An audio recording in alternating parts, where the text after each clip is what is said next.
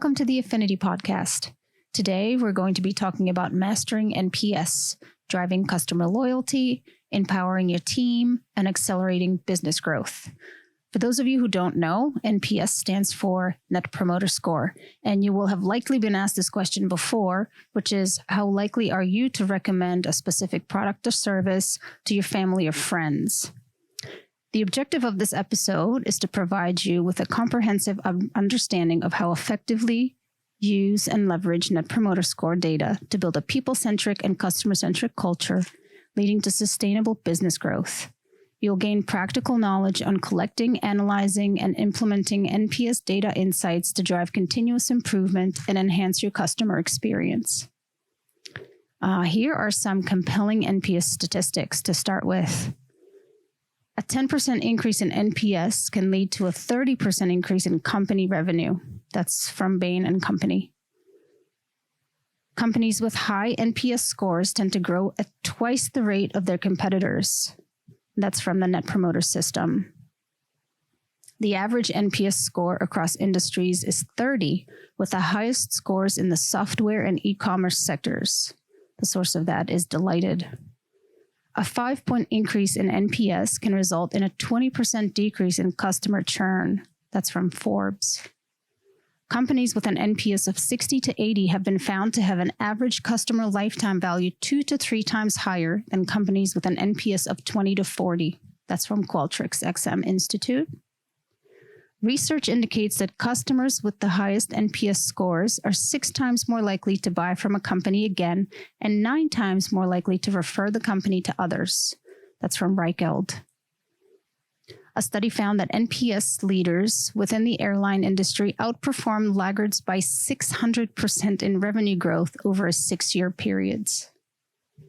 The source for that is Satmetrics. Grantley, welcome. Hi. Hi. I'm glad you get to speak now. Thank you. I appreciate you doing all that. Could you please open by giving us an elevator pitch on NPS? Yeah, so NPS was bought out by Frederick Reichheld, who was a partner at Bain & Company back in the early 2000s. It's become somewhat of a standard, particularly across Fortune 500 companies and just companies at large. As you suggested, we often get asked that question, how likely are you to recommend this company or my company to friends or family? And that score system has become a very, very simple way to gauge customer satisfaction and also the likelihood of that customer to stick around. And the numbers are compelling. Can you tell us a little bit more about Fred Reichheld? Because, he's really important in all of this. And I'd like for our listeners to understand who he is. And maybe if they're more interested in NPS and becoming experts themselves, they can search for some of his information. Sure. So Fred came out with a paper or an article, I guess it was originally. But essentially what it made very clear was that one number you can measure that will help you grow is the NPS number. And the paper was called The One Number You Need to Grow. And it was published in the Harvard Business Review. It introduced the concept of NPS, and Reichheld has since authored several books. He's become known as somewhat obviously the father of NPS, but a little bit of a guru in the customer loyalty stakes. Subsequent article was The Ultimate Question, Driving Good Profits and True Growth, and The Ultimate Question 2.0, How Net Promoter Companies Thrive in a Customer-Driven World. So these books and the content that he's produced over the years have really been the foundation of many systems that are designed to judge or to actually accumulate NPS data. Affinity OS, which is our system, does this. It also uses the eNPS system, which is the Employee Net Promoter System. And those two numbers come together in what I've described in the Affinity Principle as the foundation of that principle. Can you talk a little about average NPS scores in the fitness industry? Because a lot of our listeners operate in that space. Yeah, sure. So the average NPS scores across industries run around the 30. points, and the fitness industry probably tends to be between that baseline and maybe 45. The companies I've been involved with over the years, we're always striving to be 60 or above. And the reason for that, quite simply, is that we know that when we get up into those 60s and 70s, which are quite achievable, our retention goes up and the incidence of referrals goes up significantly. So really, I see NPS as an indicator of the referral potential and the retention potential of a company. So particularly important in the fitness industry to measure that number. Yeah, because it's a membership-based business, isn't it? Absolutely. What is the significance of NPS in building customer-centric and people-centric cultures?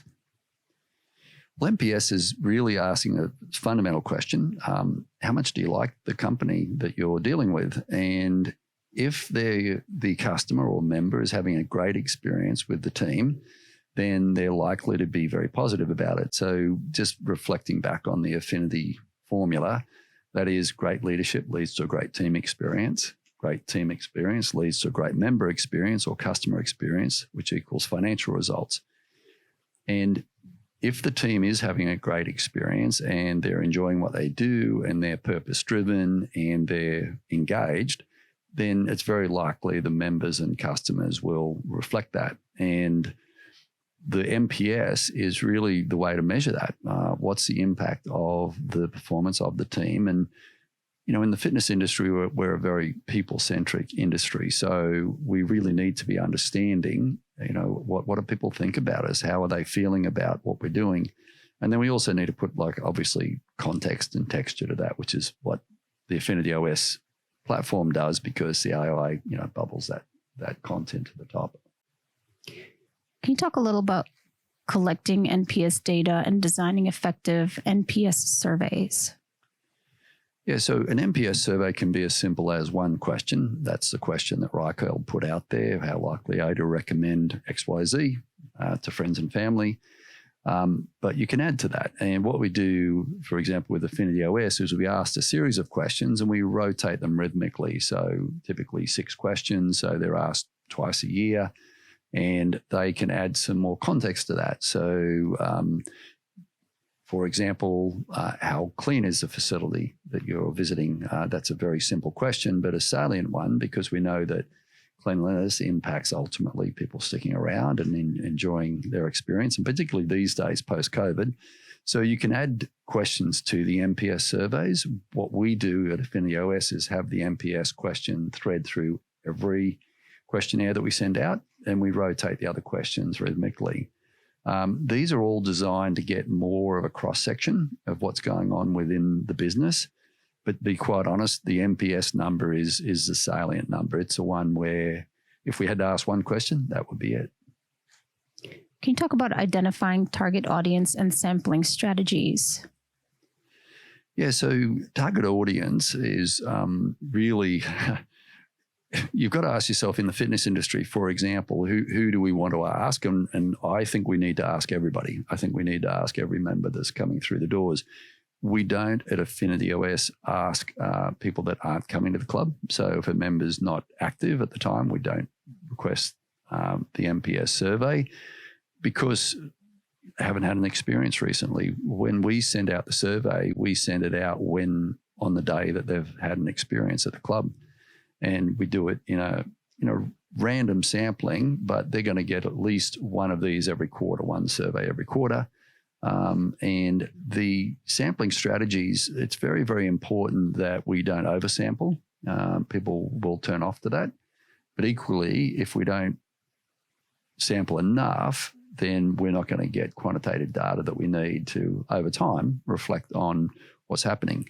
An interesting thing we've been doing lately is looking at scores, subsequent scores from members and reflecting back and going, how's their score moved? Because that's interesting, looking at an individual and going, okay, how have we done in the conversion stakes? And what I mean by that is taking them from maybe a 6 out of a 10 for an NPS score to maybe a 9 out of 10 or a 10 out of 10.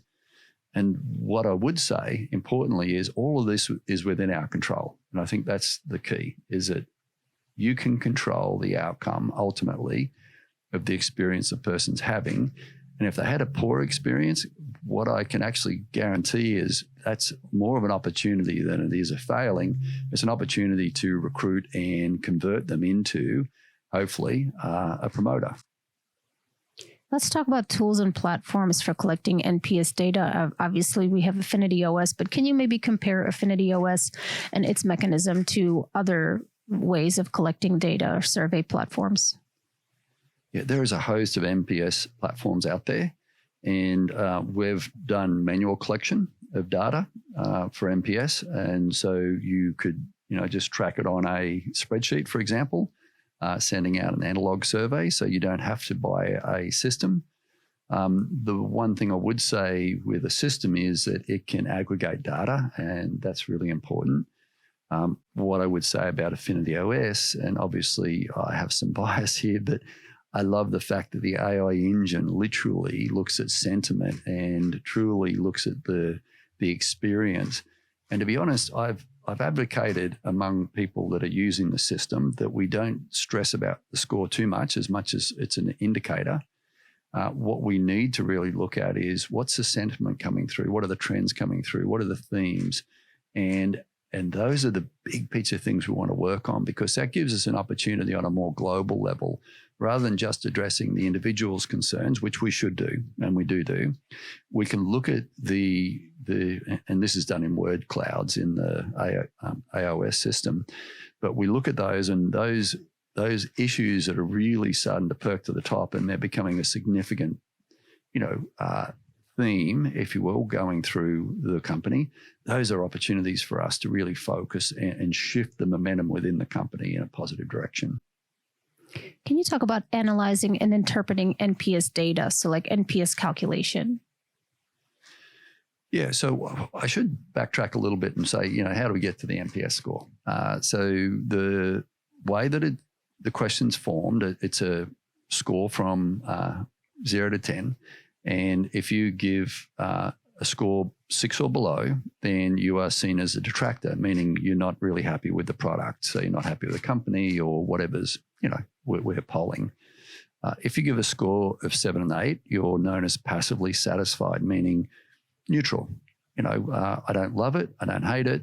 The retention rates in that sector are a little higher than the detractor, but equally they're not sticky. And then your 9s and 10s are your promoters. And that's what we're looking for, is what's the percentage of people that would highly recommend your business to their friends and family. And so if someone gives you a 9 or 10, that's obviously what we're seeking. And what we're seeking to do through Affinity OS as an example, or through any NPS platform, is to garner information and data that will help you drive more people into that promoter score. So in calculating the score, the way it works is that you passively satisfied gets dropped out of it. So we don't consider the 7s and 8s. All we do is take the number of promoters that gave us a 9 and a 10, and we subtract the number of detractors.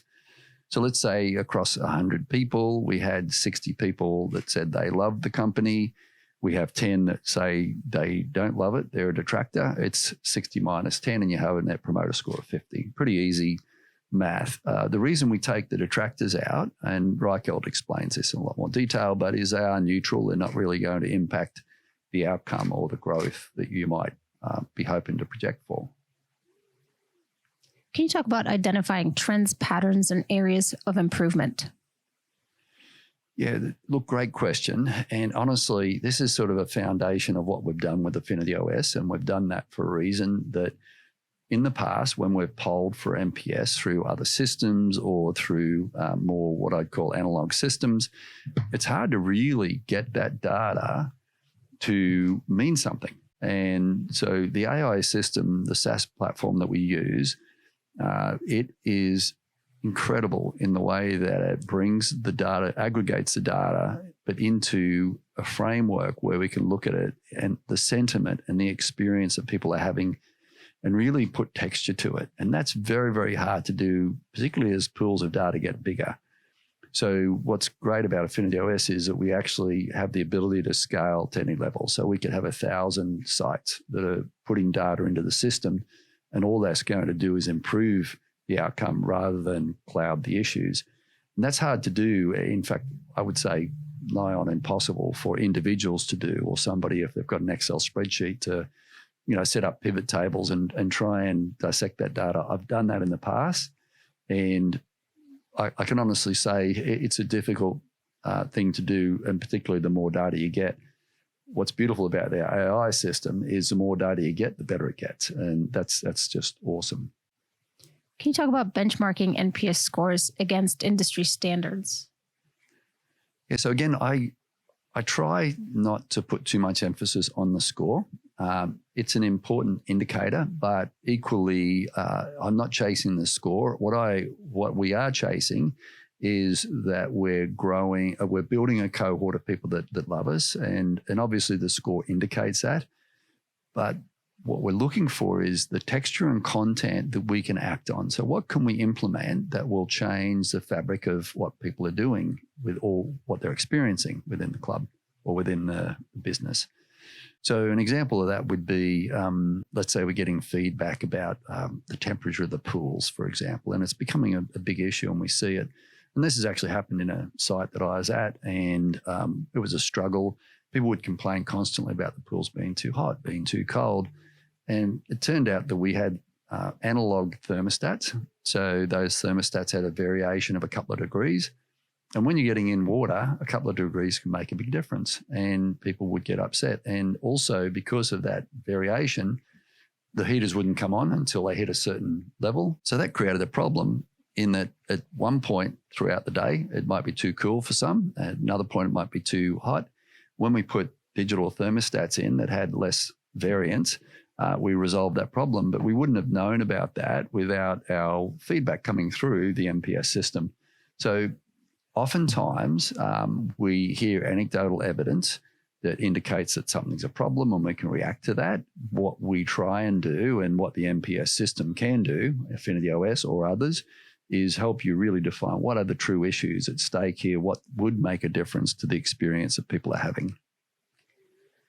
Let's move from analyzing and interpreting data into implementing NPS insights for continuous improvement. Can you talk about prioritizing and addressing customer pain points? Yeah, that's a great question, because one of the things, again, sorry to harp on about Affinity OS, but it's the best NPS platform I know of. What it really does is define the pain points and stratify them. So you can actually look at the pain points and go, this one is growing and it's significant and there's a lot of red. So it's a very visual platform, and the red says not good, green says good. And as that grows, that becomes a priority for us as a company to track.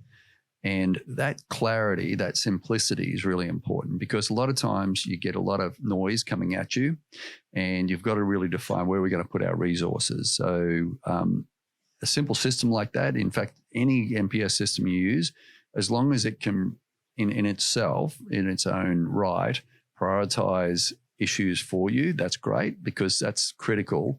One of the important things I think that we attempted to do, and I think achieved at Affinity OS, is make it very, very simple for the operator. In fact, paint by numbers, so that the operator really doesn't have to do much at all except look at the dashboard and see, oh my goodness, got an issue here. You can click on it. You can drill down as deep as you like, even down to the individual feedback. And that's a powerful tool. So you can focus your resources and your time. How about developing action plans based on NPS insights? Yeah, so action plans that we develop, and we have a very, I'd say, simple structure, in that if we see an issue, we bubble it to the top in our meetings or in our team strategy meetings, and then we act on it. And usually it's going to be a confluence of the stakeholders. And so it might bubble up, it might bubble down, and that's an important thing with the AOS platform that it does, it allows you to escalate information. So you can escalate it to somebody maybe that is better poised to respond to it, or you can spread it out to the team so that the team's aware of it. A lot of it really does come back to communication, the strategies, because if we're well informed and we know what's going on, it's much easier to address it. Let's talk about building a customer-centric culture. So you just mentioned communication. Can you talk about internal communication strategies to promote customer centricity? Yeah, so again, it's important that we have transparency throughout an organization. So the more that the team is informed about, what issues, challenges, opportunities exist within the membership, what the membership's saying, it's very easy for example, the cleaning team or the housekeeping team not to be aware of some of the issues that in actual fact they could impact, but because they're not privy to that, they're not taking the action needed. A lot of times reception does get a lot of feedback, but interestingly, the cafe gets a lot of feedback. In fact, Group X instructors get a lot of feedback. So if you look at it in a club environment, feedback's coming in, but again, it's all anecdotal. So the goal of the Net Promoter System is to aggregate the data that's coming in, to randomize it, but also importantly, to look at it across the board. So your typical management presence is in a club from, let's say, 9 to 5, okay, just to be simple, Monday to Friday. So the early mornings, the late evenings, the weekends tend to be soft times for a management presence. The problem with that is that a lot of times those are busy periods. People come before work, after work, on the weekends. And so one of the things that the NPS system can do is give you a framework across times that would normally be unseen. So it's really making to the team, and particularly the management team, the business becomes far more transparent across those, what I'd call shoulder periods. And those shoulder periods are defining, I think, for clubs, because it's easy to put our best foot forward when there's a high management presence and lots of supervision. When we really make a difference in the member experience is in that early morning or late evening experience. We all know early morning for some people is easier than others. And there are people that come early morning because they don't have a choice. But it can be really frustrating if the club's opening 5 minutes late every day, for example. We had a policy when I was running ACAC, we had a policy of opening 5 minutes early. And that really delighted the early morning people because they got a little head start and they thought, oh, we're giving them something special every day. Those are the sort of things when they perk to the top in the NPS system, you can see that people are frustrated because a particular club is opening late every morning. And that's a pain point for people when they're busy and they need to get to work. So those are the sort of examples of opportunities and communication sort of thoroughfares that come through to the team that allow them to make adjustments, and also the management team. Can you talk about team member training and development focused on customer experience? Oh, wow. Okay. So that's a whole subject in and unto itself. But I think it's really important for people to see the impact that they have on the customer experience, both personally and across the board. So I think, again, reflecting that back in positive ways, hopefully. One of the things we implemented, again, back at ACAC, we started a system called Catch Us Exceeding Your Expectations. And what the goal of that to do was to reflect back to the team the good stuff they were doing. And it actually worked very successfully, and we loved it because it helped team members see the icons among them that were great service providers and what that looked like, because it's easy to look at, and I've mentioned her in my book, Linda Grooms, who does this, that, and the other, like she's a magical person and delivers an extraordinary customer experience, and people are able to use that as a reference point. So what I'm suggesting here is the best way to train people is by example. And so there's a simple system you can implement where you just ask people to catch us doing something right, catch us doing something that helps you or puts you first as a member. And when we reflect on those internally and externally, people get a feel for what they could do to make a difference in the world around them. My next question is about incentivizing and rewarding customer-centric behaviors, and you just touched on it with the Catch Us Doing Something Right. Can you expand on that program, because there was more to it? Yeah, so the way that worked is that if we got multiple acknowledgements of a team member in the Catch Us Doing Something Right or the Catch Us Exceeding Expectation system, we would actually give the person a star for their name badge. So they'd put the star on their name badge. And Linda was a great example. She ended up with 10 stars. So, her name badge was flooded. So we had to give her a gold name badge. You couldn't see her name on her name badge. You couldn't. It was just stars. And it's awesome because it really exemplified to team members and to members, that we, first of all, recognized Linda and her efforts and all the things she did on a daily basis to make people's experience great. But by surfacing that, we were really saying to people, we celebrate our service champions. And so the Catch Us Exceeding Your Expectation system became endemic within the clubs. And it was also a tool to, at the end of the year, acknowledge Service Person of the Year in that region or in that club. And it was a great way to celebrate those superstars that make a difference in the members' experience. So we just talked about building a customer-centric culture. Let's talk a little about building a people-centric culture. Let's start with establishing a supportive and empowering work environment. I know that's a big topic too, but can you just, your basic principles for this? Yep. So part of the Affinity OS platform is the ENPS. So that's the Employee Net Promoter Score. I hate using the word employee. I'd love it to be the Team Net Promoter Score, but that's what it was framed out as. And we need to, stick by that. But that soundbite probably identifies where I'm going with this. Is we are really trying to create a team. We're trying to create a team of people that together make a difference in the lives of the members or the customers. And developing that, to me, is a lot about even what we talked about with Catch Us Exceeding Your Expectations. It's about really looking for people doing good things, acknowledging those things, highlighting those things.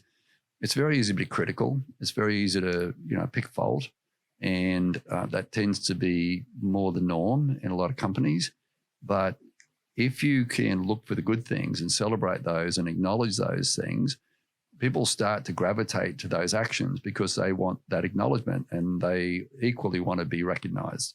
So it's not rocket science to say that rewarding people and acknowledging people and encouraging good behavior is going to create that momentum for the good behavior to grow. But it does get lost a lot of times in the flurry of always trying to be better, to improve, to find the fault lines or the things that aren't working so well in the company. But if you can balance it out, and so I'd say the ratio would be about 1 to 10, maybe 1 to 20 would be the ratio. One piece of criticism to every 10 pieces of positive feedback, or 15 or 20.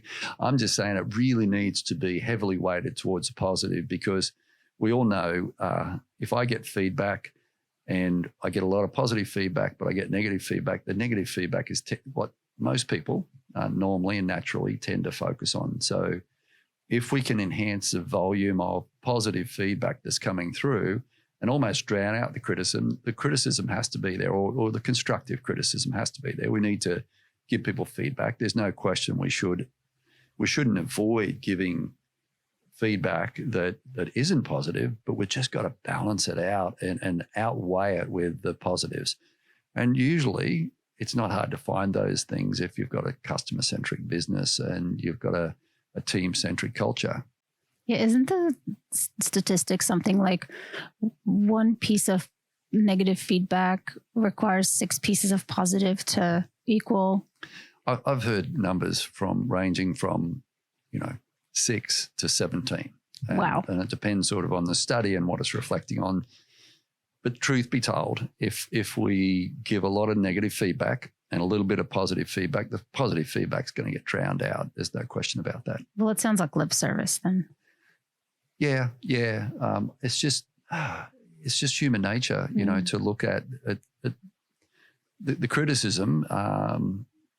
Yeah, it just is human nature. And whether we like it or not, or whether we agree with it or not, it's not the point. The point is it's sort of how it works.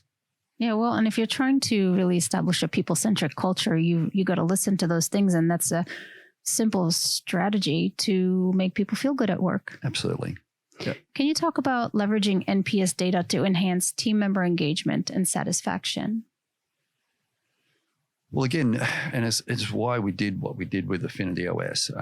When we developed that, bringing the eNPS data into the equation was logical, because the Affinity principle again says great leadership leads to a great team experience. How do we measure a great team experience? And eNPS is the way to measure it.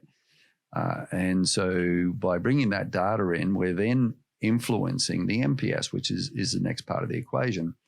So what we see at Affinity OS is that the equation holds true, and it will reflect ultimately where the company's headed in terms of, is it headed in a growth trajectory or a slide?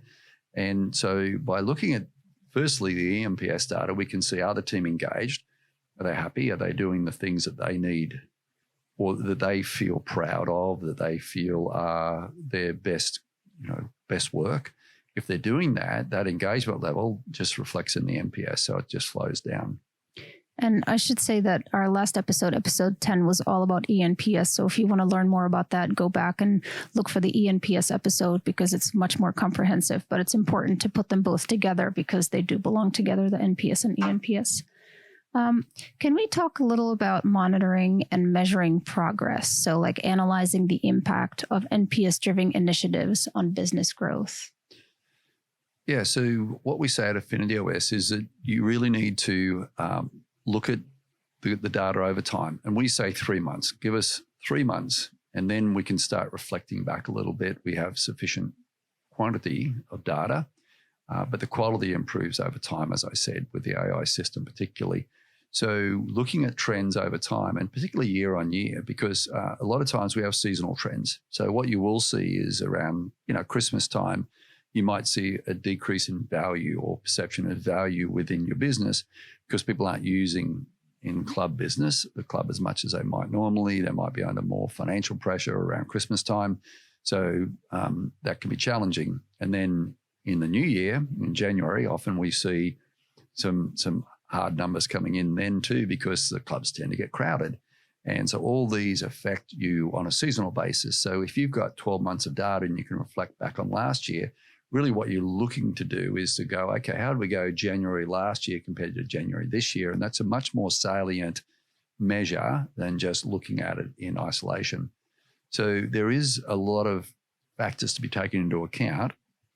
What's beautiful about Affinity OS is that it does track that data, and you can look at it longitudinally as well as qualitatively. So I think when we're looking at data that we've accumulated, we really need to reflect on it from a lot of different angles. And we use plots and a lot of different tools to visually demonstrate, well, what would really make a difference? What would move the needle? So a part of what the Affinity OS system does is give you strategy tools so you can look at and go, really cleanliness would be what would move the needle most in this particular club based on the data we've received over time. But again, you need that 90 days initial data, and then you need to build on it from there.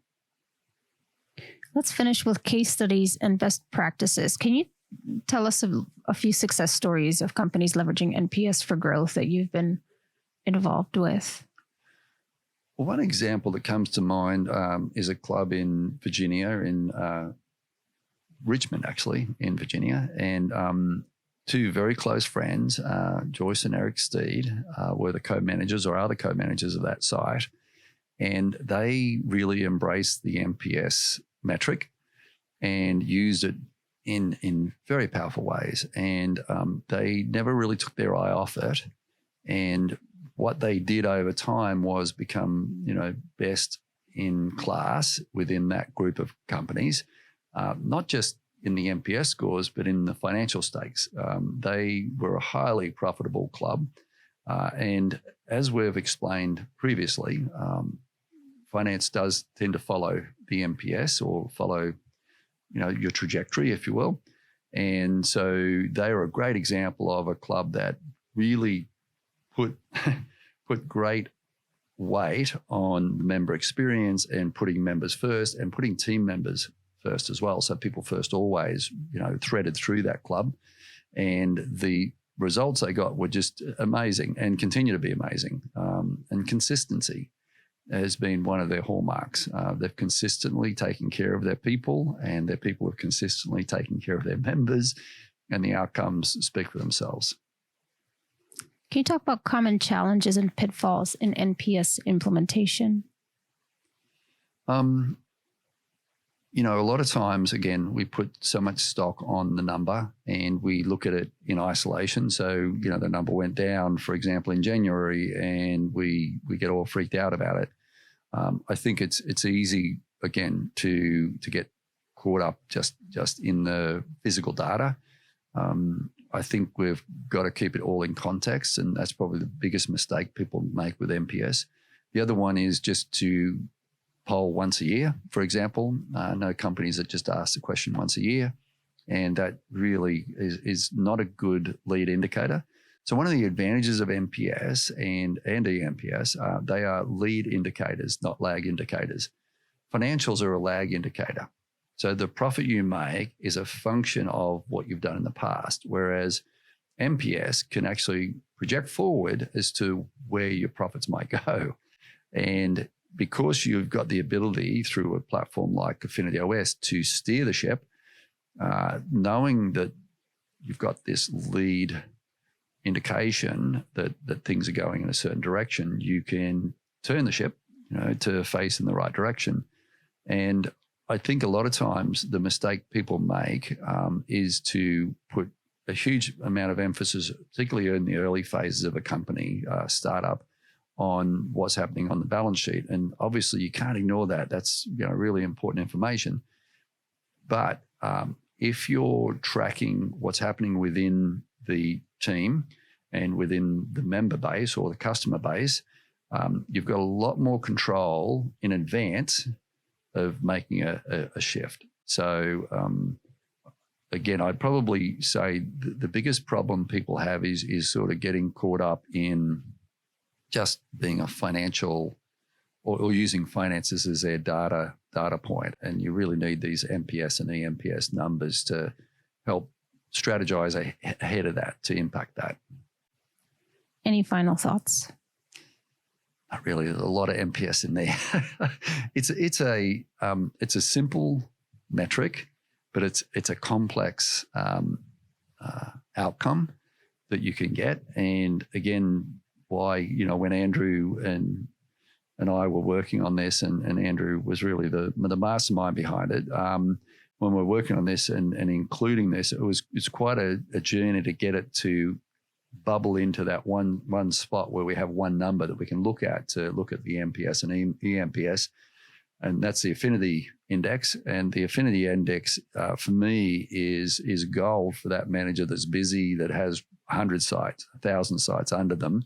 It's a tremendous way for them to be able to, at a glance, know what's going on in their company and have a forward look for a change instead of just looking back and going, oh, my goodness, or, wow, that worked out well, didn't it? It's nice to have that ability to prognosticate a little bit. Well, thank you for joining us today. We hope you enjoyed it. If you have any questions or comments, please let us know on social, and we look forward to seeing you next time. Thank you.